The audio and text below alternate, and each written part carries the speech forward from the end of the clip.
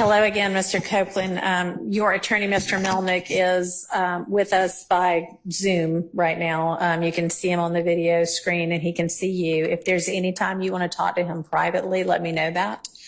And I know y'all have had an opportunity since you and I spoke this morning from the bench in the stand to talk about the fact that the state is not interested in you pleading the fifth, and in order to avoid you pleading the fifth, they have secured an order that says you now can be essentially compelled to testify, because we are acknowledging that anything that you say, we cannot prosecute you for a crime other than perjury or false statements based on something that you might say that would otherwise incriminate you if it weren't for this immunity order. And if knowing that you still choose not to testify, the court can and will hold you in contempt. And what happens in that event is that you go to jail. And the length of time that you could be held in jail for, if you don't change your mind and say, okay, I guess I will take the stand, is through the end of this trial. I don't know how long it's going to last. I think previous projections had been February or March of next year. I don't know yet, but I guess that's not outside the realm of possibility.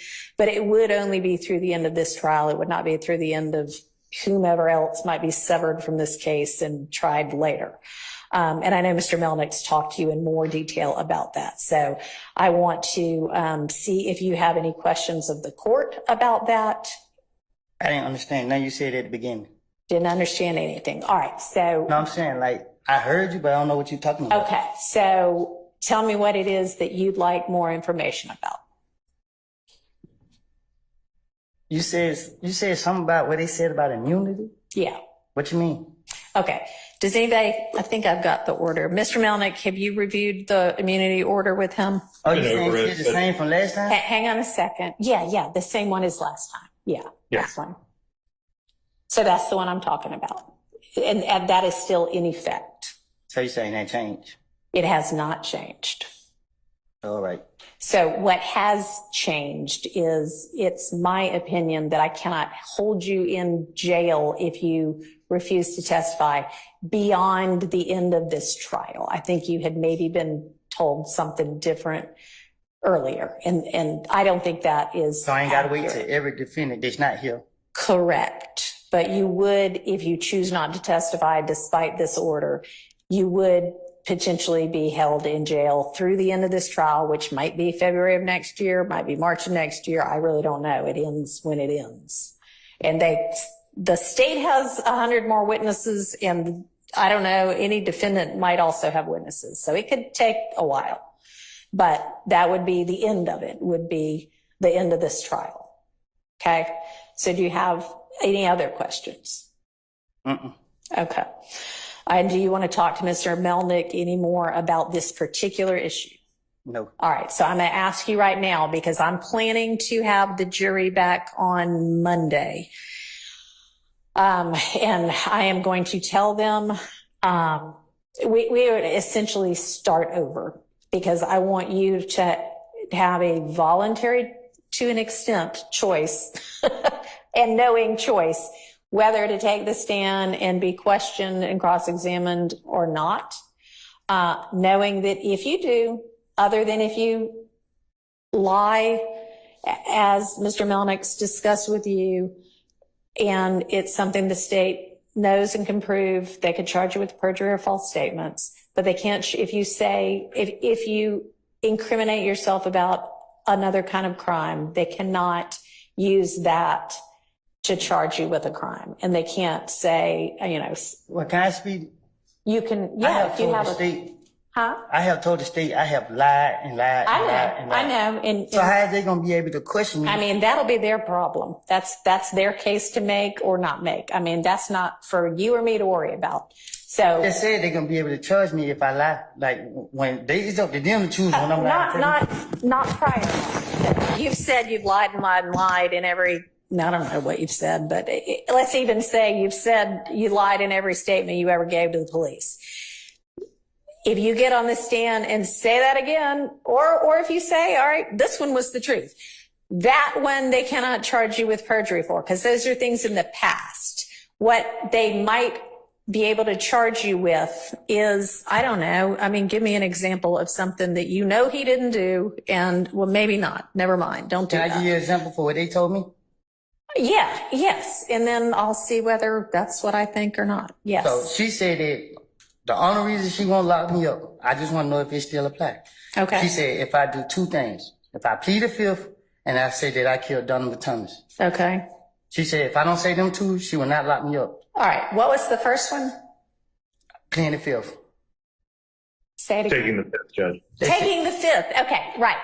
And you can no longer, so taking the fifth means I might say something that gets me in criminal trouble. I might give you evidence against me that you could then use against me. That's what it means to take the fifth, is say, I am not going to give you evidence to use against me to charge me. When they give you that immunity order, immune just basically means we can't do this anymore. It's like if you get an immunization, oh, I'm not going to get the measles now, right? Because I'm immune from it. Because it's like getting you a shot that says, I can say, I can admit to a crime on the stand, they can't charge me with it. They have said you no longer have a privilege against self-incrimination because we have committed to not being able to prosecute you, not being able to bring criminal charges against you because of what you say. We cannot take that evidence and use it against you. We can't take that evidence. You know, if you say, well, I committed some crime. Here's what I committed it with. I buried it in the yard. They can't go dig it up in the yard and then say, well, we've got this. They can't use any of that.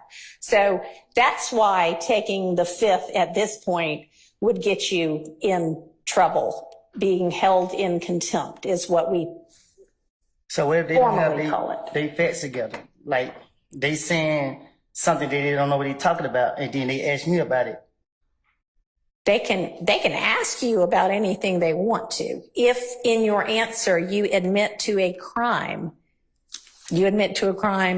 they cannot charge you with that crime. Now, if you admit to a crime and they have evidence that is pretty certain that you did not commit that crime. For instance, somebody gets robbed yesterday and they have proof that you were in Europe yesterday. There's no way you could have committed that crime, but you say, yeah, I committed that crime yesterday. That was here in Atlanta when they know you were in Europe and they got video of you in Europe and you sent a postcard that said, I'm having fun in Europe. That would be proof that you're lying. And so that they could charge you with perjury for, okay? Or false statements for. Okay. Okay?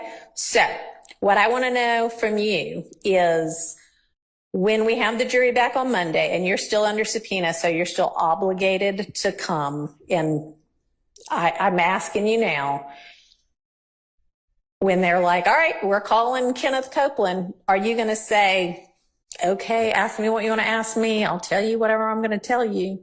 Or are you going to say, nope, I don't care if you throw me in jail. I'm not saying a word. I am not getting on the stand. It depends on how I wake up. Okay. All right. Well, then we will just revisit it on Monday morning. So plan to be here at 8:45 on Monday morning. You're free to go for now.